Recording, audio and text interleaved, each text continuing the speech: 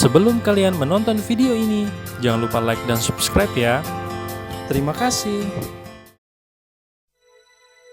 Assalamualaikum warahmatullahi wabarakatuh. Halo, apa kabar semuanya? Semoga senantiasa sehat ya. Bersama saya Frans Tonogi dari SMP Negeri 28 Kota Tangerang. Kali ini kita akan membahas tentang gerak pada tumbuhan dan hewan. Kompetensi dasar untuk materi ini adalah menganalisis gerak pada makhluk hidup, sistem gerak pada manusia, dan upaya menjaga kesehatan sistem gerak.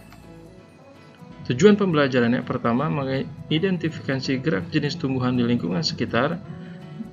2. Mendeskripsikan gerak hewan pada masing-masing habitat. Yang pertama, gerak pada tumbuhan itu dibagi menjadi gerak endonom, gerak esionom yang di dalamnya terdapat tropisme, taksis, nasti.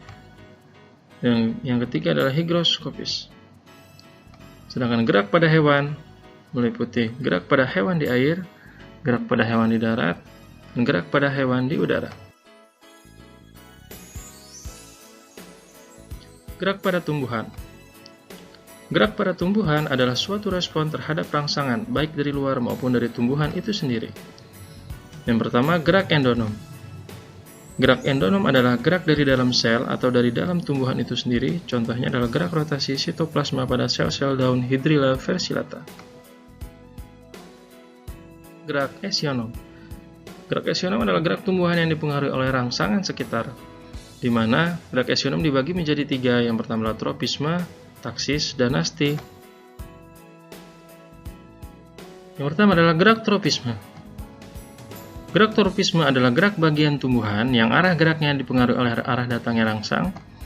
Dibagi menjadi yang pertama, fototropisme adalah gerak tropisme yang dipengaruhi oleh rangsangan cahaya, di mana fototropisme dibagi menjadi 2. Ada fototropisme positif yang arahnya menuju cahaya, sedangkan fototropisme negatif yang arahnya menjauhi cahaya. Berikutnya adalah geotropisme. Geotropisme adalah gerak tropisme yang dipengaruhi oleh rangsangan gravitasi. Dibagi menjadi 2 juga. Yang pertama, geotropisme positif yang arah datangnya mendekati gravitasi atau menuju ke arah gravitasi yaitu menuju ke bawah, sedangkan geotropisme negatif arahnya menjauhi gravitasi atau menuju ke atas. Hidrotropisme. Hidrotropisme dibagi menjadi 2. Hidrotropisme positif jika arah geraknya mendekati sumber air, dan hidrotropisme negatif jika arah geraknya menjauhi sumber air. Berikutnya ada tigmotropisme. Adalah gerak tropisme yang dipengaruhi oleh rangsangan sentuhan. Sebagai contoh, gerak membelitnya seluruh tumbuhan, misalnya seluruh timun, anggur, markisa, kacang panjang ke batang rambatannya.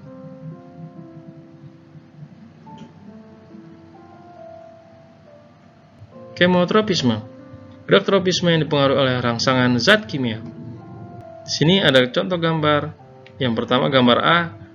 Ketika tanaman diberikan air sabun, maka dia melakukan gerak kemotropisme negatif, yaitu menjauhi zat kimia. Sedangkan pada gambar B, ketika tanaman diberikan pupuk, dia akan mendekati pupuk. Ini adalah kemotropisme positif. Jadi yang gambar A adalah kemotropisme negatif, yang gambar B adalah kemotropisme positif. Selanjutnya adalah gerak nasti. Gerak nasti adalah gerak bagian tumbuhan yang arah geraknya tidak dipengaruhi oleh arah datangnya rangsang, tetapi ditentukan oleh tumbuhan itu sendiri. Dibagi menjadi fotonasti. Fotonasti adalah gerak nasti yang dipengaruhi oleh rangsang berupa cahaya. Ini biasanya terjadi pada bunga mirabilis jerapah pada saat dia mekar pukul 4. Berikutnya adalah niktinasti. Niktinasti adalah gerak nasti yang dipengaruhi oleh rangsang gelap. Contoh niktinasti adalah gerak tidur atau menutupnya daun tumbuhan pada sore hari.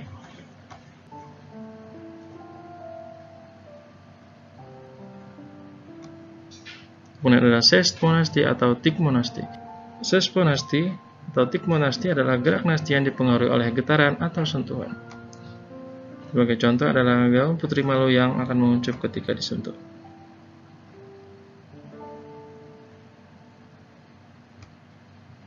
Berikutnya ada termonasti, adalah gerak nasti yang dipengaruhi oleh rangsangan suhu. Sebagai contoh adalah gerak mekarnya bunga tulip pada musim semi. Kemudian yang terakhir adalah nasti kompleks. Nasti kompleks adalah gerak nasti tumbuhan yang dipengaruhi oleh lebih dari satu jenis rangsang. Ini contoh dari gerak nasti kompleks adalah gerak membuka dan menutupnya stomata yang dipengaruhi oleh banyak faktor. Misalkan di sini dipengaruhi oleh faktor zat, kemudian juga dipengaruhi oleh faktor suhu, dan lain sebagainya. Gerak esionom terakhir adalah gerak taksis. Gerak taksis adalah gerak seluruh bagian tumbuhan yang arah geraknya dipengaruhi oleh arah datangnya rangsang. Yang pertama adalah fototaksis, adalah gerak taksis yang dipengaruhi oleh rangsang cahaya. Contohnya adalah gerak kloroplast menuju sisi sel yang terkena cahaya, dan gerak euglena viridis menuju sumber cahaya. Dan ada kemotaksis, adalah gerak taksis yang dipengaruhi oleh rangsangan zat kimia. Sebagai contoh adalah gerak spermatozoid menuju sel telur pada archegonium tumbuhan lumut dan tumbuhan paku karena tertarik oleh zat gula atau protein yang dihasilkan oleh archegonium. Gerak pada tumbuhan yang terakhir adalah gerak higroskopis.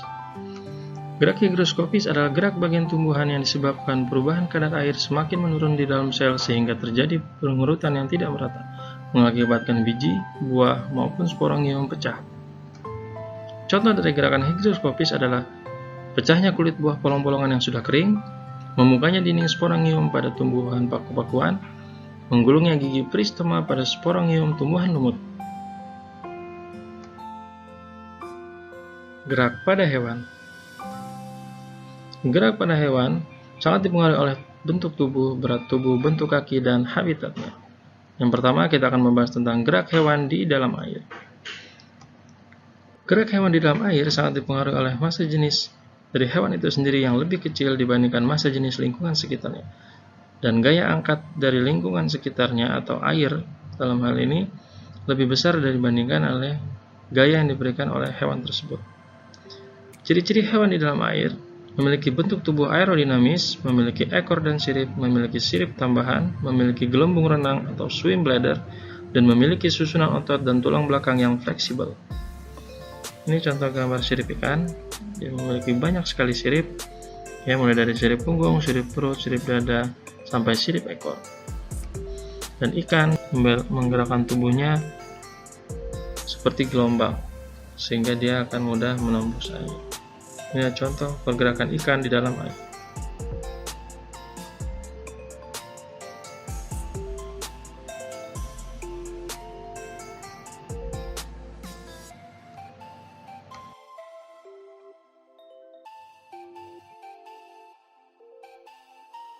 Gerak hewan di udara. Hewan yang terbang mengepakkan sayap dan tubuhnya memiliki gaya ke atas yang lebih besar untuk mengimbangi gaya gravitasi. Sebagai contoh adalah burung, di mana prinsip kerja burung untuk terbang juga diterapkan pada pesawat terbang bersayap airfoil. Seperti contoh pada gambar, di mana bagian atas sayap burung, ya, ini memiliki kecepatan udara yang lebih besar dibandingkan kecepatan udara di bagian bawahnya, sedangkan gaya ke atasnya itu lebih besar pada bagian bawahnya dibandingkan pada bagian atasnya, sehingga mengakibatkan burung tersebut akan bergerak naik. Hal ini juga diterapkan pada sayap airfoil pada pesawat, di mana gaya angkat dari bawah ke atas lebih besar dibandingkan gaya dari atas ke bawah, dengan aliran udara di bagian atas sayap pesawat itu lebih besar dibandingkan aliran udara di bagian bawahnya. Ini adalah contoh burung ketika terbang.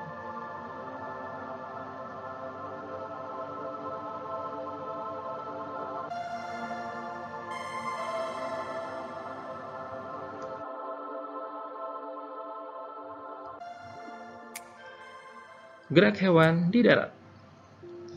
Gerak hewan di daratan sangat bergantung pada struktur tulang dan otot yang dimiliki. Alat gerak hewan di darat diantaranya adalah kaki, di mana kaki ini banyak digunakan pada hewan di darat untuk berjalan, berlari, ataupun melompat. Seperti video berikut.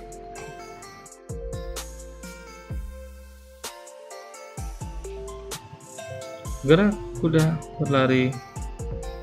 Gerak katak yang melompat. Gerak cita yang berlari sangat cepat. Alat gerak hewan darat yang kedua adalah otot perut.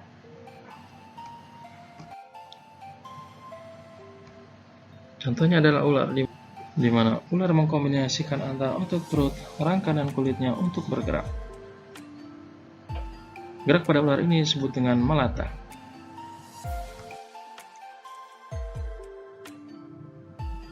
Sekian untuk pembahasan gerak tumbuhan dan hewan pada kesempatan kali ini. Terima kasih telah menonton video ini dari awal hingga akhir. Jangan lupa subscribe ya. Jangan lupa juga like, comment, and share. Terima kasih. Wassalamualaikum warahmatullahi wabarakatuh.